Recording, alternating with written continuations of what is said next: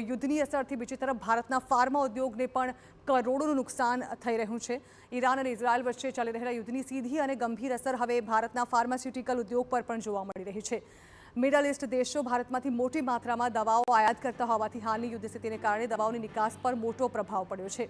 છેલ્લા 15 દિવસથી એક્સપોર્ટમાં ભારે ઘટાડો થયો છે, જેના કારણે અંદાજે 4,500થી 5,000 કરોડ રૂપિયાનું નુકસાન થયું હોવાનું કહેવાય છે।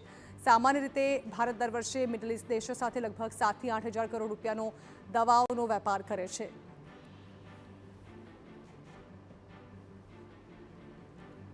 મિડલ ઇસ્ટની અંદર મેક્સિમમ જેનરિક દવાઓનો બહુ મોટું ચલણ છે અને અહીંથી ઇન્ડિયામાંથી સૌથી વધારે જેનરિક દવાઓ લગભગ વર્ષે 7-8 હજાર કરોડની દવાઓ જતી હશે।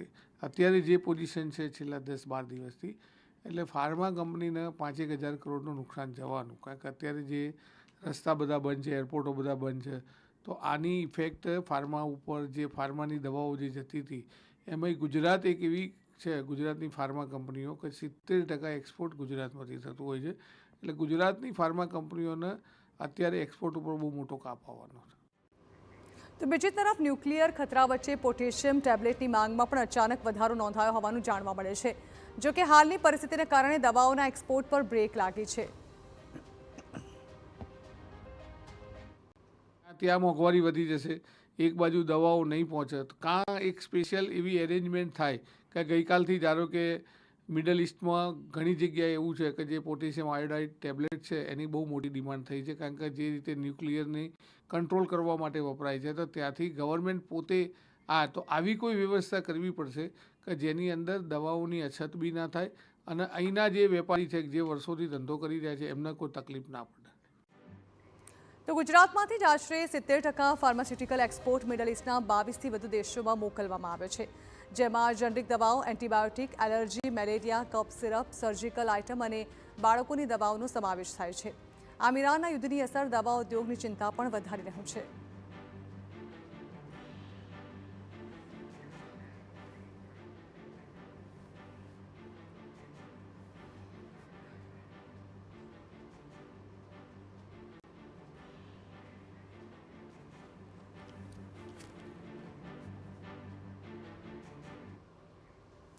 તો તેલ, ગેસ, ત્યારબાદ સિરામિક ઉદ્યોગ અને હવે ફાર્માસ્યુટિકલ સેક્ટર પર પણ તેની અસર વર્તાઈ રહી છે।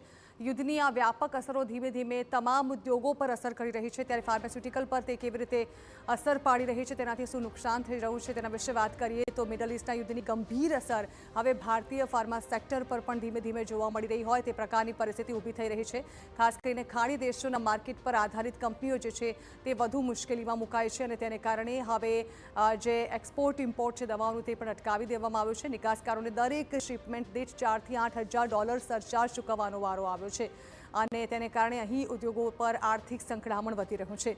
લાંબા રૂટ, ઈંધણના ઊંચા ભાવના લીધે લોજિસ્ટિક્સ ખર્ચમાં તોતિંગ વધારો નોંધાઈ રહ્યો છે અને હજુ તેનો નિવેડો ક્યારે આવશે તે દૂર દૂર સુધી નથી ખબર।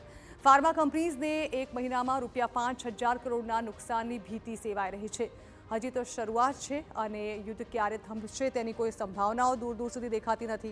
ત્યારે અંકલેશ્વરમાં ફાર્મા સેક્ટરમાં 50% ગેસ પુરવઠા પર કાપ મુકાવાથી પણ મોટી મુશ્કેલી સર્જાઈ રહી છે। એક તરફ જ્યાં એક્સપોર્ટ જે છે દવાઓનું તે બંધ કરી દેવામાં આવ્યું છે, પરંતુ તે છતાં પણ મોટા પાયે જે ઉદ્યોગકારો છે તેઓને નુકસાન થાય તેવી સંભાવનાઓ છે। યુદ્ધની ફાર્મા સેક્ટર પર પણ સૌથી મોટી અસર વર્તાય તેવી સંભાવનાઓ હાલ જોવા મળી રહી છે।